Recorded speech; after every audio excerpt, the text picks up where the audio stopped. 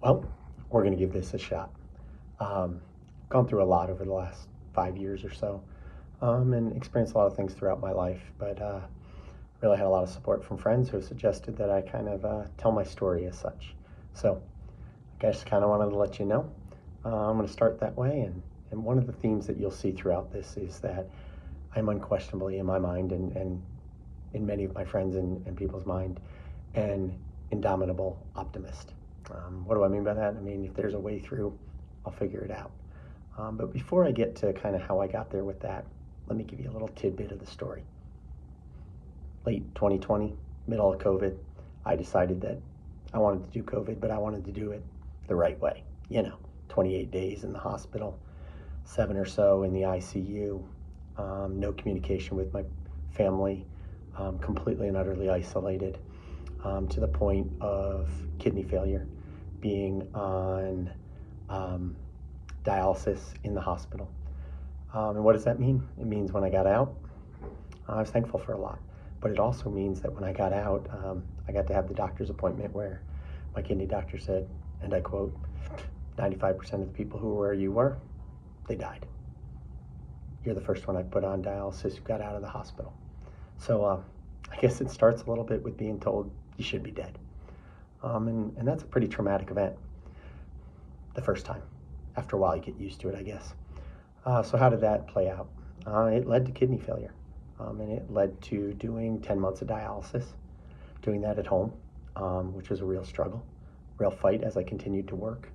I work in education, so I was doing that and trying to show up at night and do my dialysis at home. And after 10 months of that, I had gotten on the kidney transplant list, and I was unbelievably lucky to receive a kidney.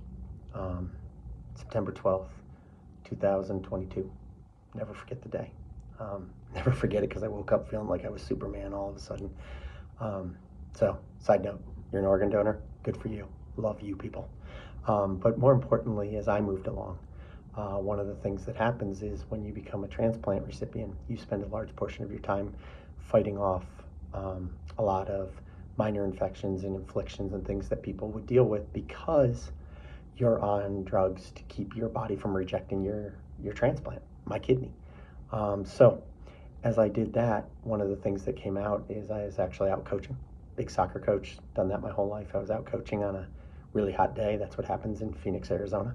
And that ended up in me burning the crap out of my feet. So I'm a diabetic, part of my COVID struggles, but also between being diabetic and being on autoimmune suppressants, my feet wouldn't heal. Spent about 8 months with them with basically what you would call dried gangrene. Not nearly as serious as a wet gangrene, which can turn into infection right away, but the end of the story is my feet did. And ironically, exactly 3 years after I went in for COVID on December 15th, 2020, I went in for a staph infection on December 15th, 2023. Got the chance to be told by a surgeon there that I would go in for surgery and I would come back out, and one of basically 4 things was going to happen. He was going to amputate my left leg below my knee. He was going to amputate it above my knee. He was going to take my whole leg, or I wasn't going to come out. I had about 8 minutes before I went in for surgery. Trying to get that text off to my wife and my kids about, I don't know what's going to happen, was a lot. But I came out and took that first peek under the blanket to realize that I was amputated below the knee.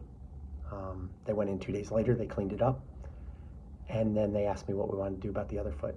So 2 days after that, I had a transmetatarsal amputation on my right foot, which cuts about 2/3 of the way across your foot. Over the last year and a half, I've healed mostly. Still have some issues with the right foot, but got a prosthetic. I walk now, I stand now. I spent 8 months in a wheelchair, and I got out of that, and I do those things. And so I guess what it really comes down to is part of what I want to do about getting my story out there is I want people to understand that, yeah, life throws shit at you, man. And it throws more shit than you can freaking imagine. but your mindset and how you deal with it means a lot. And I learned that I relied on things that go all the way back in my past, all the way back to being a child, and how I learned to grow up and to deal with things and to do that. And I want to share that because here's the most important part, and this is what I want to end with, and this will kind of be my theme as I go throughout. I may be an indomitable optimist, word I'll always struggle with, but I wasn't born that way.